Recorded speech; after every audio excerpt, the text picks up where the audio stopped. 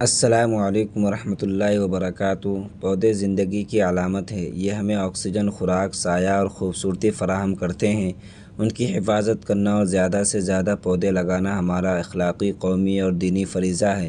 ناظرین، قرآن مجید کی تلاوت کرنے والا قیامت کے دن معزز فرشتوں کے ساتھ ہوگا۔ حضرت عائشہ رضی اللہ تعالی عنہا سے روایت ہے کہ رسول اللہ صلی اللہ علیہ وسلم نے فرمایا، جو شخص قرآن کی تلاوت میں مہارت رکھتا ہے وہ معزز لکھنے والے فرشتے کے ساتھ ہوگا، اور جو اٹھکتا اور مشقت اٹھاتا ہوگا اور جو اٹھکتا ہے اور مشقت اٹھاتا ہے اسے دوہرا اجر ملتا ہے۔ ایک روایت میں ہے کہ رسول اللہ صلی اللہ علیہ وسلم نے فرمایا، قبر میں مومن کے پاس دو فرشتے آتے ہیں جو پوچھتے ہیں، تیرا رب کون ہے؟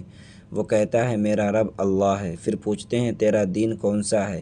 وہ کہتا ہے، میرا دین اسلام ہے۔ پھر پوچھتے ہیں، تمہارے درمیان جو نبی بنا کر بھیجا گیا اس کے بارے میں کیا خیال ہے؟ وہ جواب دیتا ہے، وہ اللہ کے رسول ہیں۔ پھر فرشتے پوچھتے ہیں، تمہیں یہ باتیں کیسے معلوم ہوئی؟ وہ کہتا ہے، میں نے اللہ کی کتاب میں پڑھی، اس پر ایمان لایا اور اس کی تصدیق کی۔ یہ ہے قرآن پڑھنے کی فضیلت۔ جو بندہ دنیا میں قرآن پڑھتا ہے اسے دنیا اور آخرت میں کامیابی ملتی ہے۔ حضرت رابعہ بصری رحمۃ اللہ علیہ کا واقعہ ہے کہ ایک زمانے میں حضرت رابعہ بصری کے حسن و جمال کی دھوم تھی، مگر انہوں نے جوانی اللہ کی یاد میں گزاری۔ ان کے چہرے پر پاکیزگی کا نقاب تھا کہ دیکھنے والوں کی نگاہیں جھک جاتی تھیں۔ ایک نوجوان نے رات کے وقت انہیں دیکھ کر وہ عقل خرد سے ہاتھ دھو بیٹھا اور رات دن ان کے تصور میں ڈوبا رہا۔ آخر دل کی دھڑکنوں پر قابو نہ پایا اور لوگوں سے پوچھتا ہوا ان کے گھر جا پہنچا۔ حضرت رابعہ کہتی تھی، دل کے دروازے ہمیشہ کھلے رکھو، کیا معلوم محبوب کا دستک دے دے۔ نوجوان کو ان کا دروازہ کھلا ملا۔ رات کا وقت تھا، اندر چراغ روشن تھا۔ وہ سوچ کر اندر داخل ہوا کہ حال دل سنانے میں کیا حرج، زیادہ سے زیادہ انکار ہوگا، واپسی کا راستہ کھلا ہے۔ لیکن اندر کوئی نہ تھا، البتہ ایسی پرسوز آواز آ رہی تھی کہ کوئی ہجر کا رونا رو رہا ہو۔ نوجوان تیزی سے چڑھ گیا۔ حضرت رابعہ عشاء کی نماز سے فارغ ہو کر ثنا خوانی کر رہی تھی۔ وہ کہہ رہی تھی کہ ستارے روشن ہو گئے، لوگ سو گئے، بادشاہوں نے دروازے بند کر لیے، ہر محبوب اپنے محبوب سے محو نیاز ہے، اور میں تیرے سامنے کھڑی ہوں۔ نوجوان پرشکستہ طاری ہو گیا۔ حضرت رابعہ نے پلٹ کر اسے گہری نظروں سے دیکھا کہ اس کی زبان گنگ ہو گئی۔ انہوں نے پوچھا، کیا تم مجھ سے شادی کی درخواست کرنے آئے ہو؟ نوجوان نے لرزتے ہاتھوں سے زبان کی طرف اشارہ کیا کہ وہ بول نہیں سکتا۔ حضرت رابعہ نے فرمایا، جس راستے آئے ہو اسی سے لوٹ جاؤ۔ نوجوان آنکھوں سے التجا کرتا رہا، اے خاتون، میری گویائی واپس کر دے، میں آپ کے پاؤں سے لپٹ جاتے تھے۔ ایک دن وہ مجذوز غائب ہو گیا اور پھر کبھی پتہ نہ چلا۔ وہ وہی نوجوان تھا جو حضرت رابعہ کی بدولت خداوندی دربار میں مقرر ٹھہرا۔ شریعت اسلامیہ میں مساکین اور غریبوں کو کھانا کھلانے اور ان کی ضروریات پوری کرنے کی ترغیب دی گئی ہے۔ حضور اکرم صلی اللہ علیہ وسلم نے پوچھا گیا کہ اسلام میں کون سا عمل افضل ہے؟ آپ نے فرمایا، لوگوں کو کھانا کھلانا اور ہر شخص کو سلام کرنا، خواہ اسے پہچانتے ہو یا نہیں۔ آپ کا فرمان ہے، جو کسی کی دنیاوی مشکل دور کرے گا، اللہ قیامت کے سختیوں میں سے اس کی ایک سختی دور کر دے گا۔ جو تنگ دستی پر سہولت کرے گا، اللہ دنیا و آخرت میں اس پر سہولت کرے گا۔ جب تک بندہ اپنے بھائی کی مدد میں لگا رہتا ہے، اللہ اس کی مدد میں رہتا ہے۔ نماز کی ادائیگی میں کوتاہی کرنے والوں کو جہنم میں ڈالا جائے گا۔ قرآن و حدیث کی روشنی میں امت مسلمہ کا اتفاق ہے کہ فرض نماز جان بوجھ کر چھوڑنا بہت بڑا گناہ ہے۔ شریعت میں زنا، چوری اور شراب پینے سے بھی بڑا گناہ نماز ترک کرنا ہے۔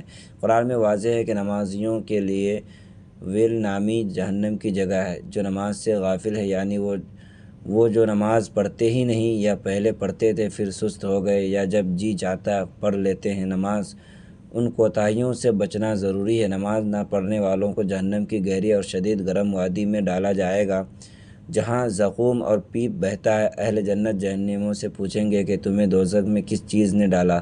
وہ جواب دیں گے، ہم نہ نمازی تھے، نہ مسکینوں کو کھانا کھلاتے تھے۔ جہنمیوں کو جہنم میں ڈالے جانے کی پہلی وجہ نماز نہ پڑھنا بتایا، کیونکہ نماز کے بعد اہم رکن زکوٰۃ ہے۔ زکوٰۃ کے فرض ہونے کے بعد انکار کرنے والا کافر ہے، اور زکوٰۃ نہ دینے والا گناہ کبیرہ کا مرتکب ہے جس پر آخرت میں سخت سزائیں دی جائیں گی۔ سورۃ التوبہ میں اللہ نے ان کے لیے سخت سزا بیان فرمائی جو مال کی زکوٰۃ نہیں نکالتے۔ سورہ معون میں معون کے معنی معمولی چیز ہیں جو ایک دوسرے سے مانگ لی جاتی ہے، جیسے برتن۔ بعض صحابہ نے اس کی تفسیر زکوٰۃ سے کی ہے کیونکہ یہ دولت کا 40واں حصہ ہے۔ اس سورہ میں سبق ہے کہ اللہ اور اس کے رسول پر ایمان کے ساتھ آخرت کی جزا و سزا پر ایمان لائے، یتیموں کو کفالت کرے، مسکینوں کی ضروریات پوری کرے، اگر خود مدد نہ کر سکے تو ان کاموں میں شریک ہوں جن سے غریبوں کی مدد ہوتی ہے، خشوع و خضوع کے ساتھ فرض نمازیں پڑھیں، سنت و نوافل کی پابندی کریں، ہر نیک عمل اللہ کی رضا کے لیے کریں کیونکہ ریاکاری اعمال کی بربادی کا سبب ہے، ہر سال زکوٰۃ کا حساب لگا کر ادائیگی کرے، اگر پڑوسی یا رشتہ دار روزمرہ کی چیزیں مانگے تو منع نہ کرے، حقوق اللہ کے ساتھ حقوق العباد کی ادائیگی میں کوتاہی نہ کرے۔ حقوق اللہ میں ایمان کے بعد اہم عبادات نماز اور زکوٰۃ ہیں، اپنے اعمال پر توجہ دے، حقوق العباد پوری کرے اور حقوق اللہ خیال رکھے کیونکہ اللہ حقوق کی ادائیگی میں کوتاہی کرنے والوں کو پسند نہیں فرماتا۔ قیامت کے دن اللہ اپنے حقوق معاف کر سکتا ہے لیکن حقوق العباد جو آپ نے ادا نہیں کیے وہ معاف نہیں ہوں گے اور آپ کی نیکیوں سے ان کی ادائیگی کی جائے گی۔ نبی کریم صلی اللہ علیہ وسلم نے فرمایا، غربت اور پیسوں کی کمی انسان کو کفر تک لے جا سکتی ہے، بھوک اور تنگستی سے گھر تباہ ہو جاتے ہیں، اسی لیے پیسہ حاصل کرنا ضروری ہے۔ اللہ پوری کائنات کا رازق، مالک اور خالق ہے، وہ غفور الرحیم ہے اور ہر چیز پر قادر ہے۔ ہر شخص کی خواہش ہوتی ہے کہ اس کے پاس دولت ہو اور وہ اس کے لیے دن رات محنت کرتا ہے۔ اگر گھر میں ایک خاص پودا ہو تو دولت دروازے توڑ کر داخل ہوتے ہیں۔ آج کل بے برکتی بڑھتی جا رہی ہے۔ ایک واقعہ ہے کہ حضرت حذیفہ بن خالد رحمۃ اللہ علیہ کو خلیفہ بغداد مامون رشید نے کھانے کی دعوت دی۔ کھانے کے بعد گرے ہوئے دانے وہ چن کر کھانے لگے۔ خلیفہ نے حیران ہو کر پوچھا، کیا آپ کا پیٹ نہیں بھرا؟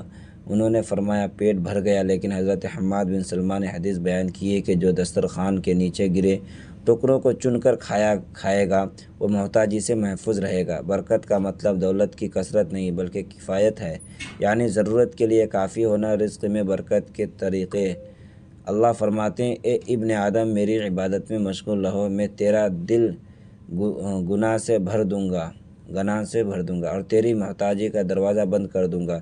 رزق میں برکت کے طریقے ہیں۔ نمبر 1، توبہ و استغفار۔ قرآن میں توبہ استغفار سے رزق میں برکت اور دولت کی فراوانی کا ذکر ہے۔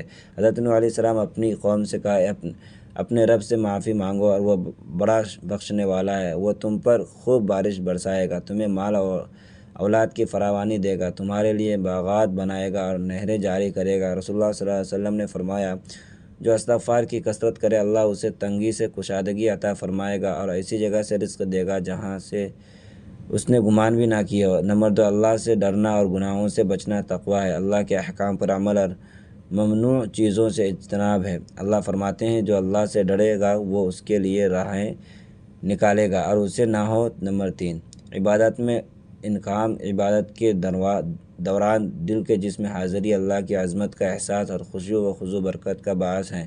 نبی کریم صلی اللہ علیہ وسلم نے فرمایا، اے ابن آدم میری عبادت میں مشغول رہو، میں تیرا دل گناہ سے بھر دوں گا اور تیری محتاجی کا دروازہ بند کر دوں گا۔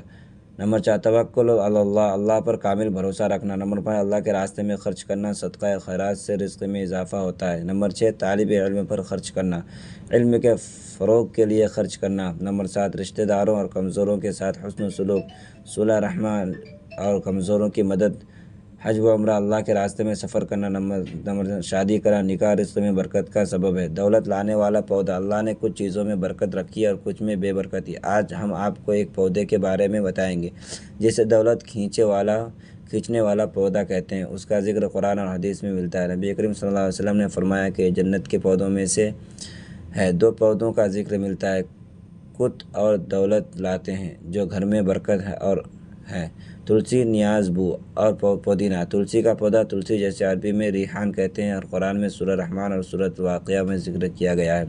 نبی کریم صلی اللہ علیہ وسلم نے اسے پسند فرمایا اور فرمایا، جسے ریحان کا پودا پیش کیا جائے وہ انکار نہ کرے کیونکہ یہ خوشبو میں عمدہ اور وزن میں ہلکا ہوتا ہے۔ ہندو مذہب میں تلسی کو مقدس مانا جاتا ہے اور اسے گھر کے باہر آنگن میں لگایا جاتا ہے۔ بزرگوں کا کہنا ہے کہ تلسی مبارک اور برکت والا پودا ہے۔ جس گھر میں یہ ہوتا ہے وہاں کالا جادو یا پلیت علم اثر نہیں کرتا، یہ گھر کی بری چیزوں سے محفوظ رکھتا ہے، اور کہا جاتا ہے کہ اس کے موجود ہونے سے خطرناک سانپ اور زہریلی ناگن بھی گھر میں داخل نہیں ہوتی۔ تلسی گھر میں دولت اور پیسہ اس طرح لاتا ہے جیسے برسات میں بارش برستی ہے۔ تلسی کی خوشبو سونگھنے یا پتے کھانے سے دماغ کو طاقت ملتی ہے۔ بد ہضمی والوں کو کھانے کے بعد چند پتے چبانے چاہیے تاکہ بد ہضمی سے نجات ملے۔ پودینے کا پودا۔ دوسرا پودا پودینہ ہے جو تلسی کے خاندان سے تعلق رکھتا ہے۔ یہ ہر گھر میں کھانے میں استعمال ہوتا ہے۔ پودینہ بھی گھر میں برکت اور دولت لاتا ہے۔ منی پلانٹ کے بارے میں کہا جاتا ہے کہ یہ دولت لاتا ہے، لیکن اس کے بارے میں نہ حدیث میں ملتی ہے نہ قرآن میں ذکر ہے، نہ بزرگوں نے کوئی بات کی، لہٰذا منی پلانٹ سے دولت آنے کی بات میں سچائی نہیں۔ یہ ایک آرائشی پودا ہے جسے سجاوٹ کے لیے رکھا جاتا ہے، لیکن دولت آنے کا دعویٰ بے بنیاد ہے۔ تلسی اور پودینہ گھر میں کیسے لگائیں؟ تلسی اور پودینہ گھر میں آسانی سے اگائے جا سکتے ہیں۔ اگر کیاری یا باغیچہ ہو تو انہیں وہاں لگائیں۔ اگر جگہ نہ ہو تو گلے میں بھی پودے اگ جاتے ہیں۔ ان کے کوئی نقصان نہیں بلکہ یہ برکت، رزق اور صحت کے فوائد لاتے ہیں۔ ناظرین، تلسی اور پودینہ وہ پودے ہیں جن کے بارے میں بزرگ اور احادیث سے پتہ چلتا ہے کہ یہ گھر میں برکت اور دولت لاتے ہیں۔ انہیں گھر میں لگائیں اور ان کی دیکھ بھال کریں۔ ناظرین، کمنٹ باکس میں اللہ تعالیٰ کے کوئی ایک نام ضرور لکھیں جیسے الرحمن، تاکہ ہم سب اللہ کے اسماء الحسنی کا ذکر کریں۔ ویڈیو اچھی لگی ہو تو ویڈیو کو لائک کریں اور چینل کو سبسکرائب کرنا نہ بھولیں۔ ملتے ہیں کسی اگلی ویڈیو میں۔ اللہ تعالیٰ ہم سب کا حامی و ناصر ہو، آمین۔ جزاکم اللہ خیر۔ اللہ حافظ۔ السلام علیکم۔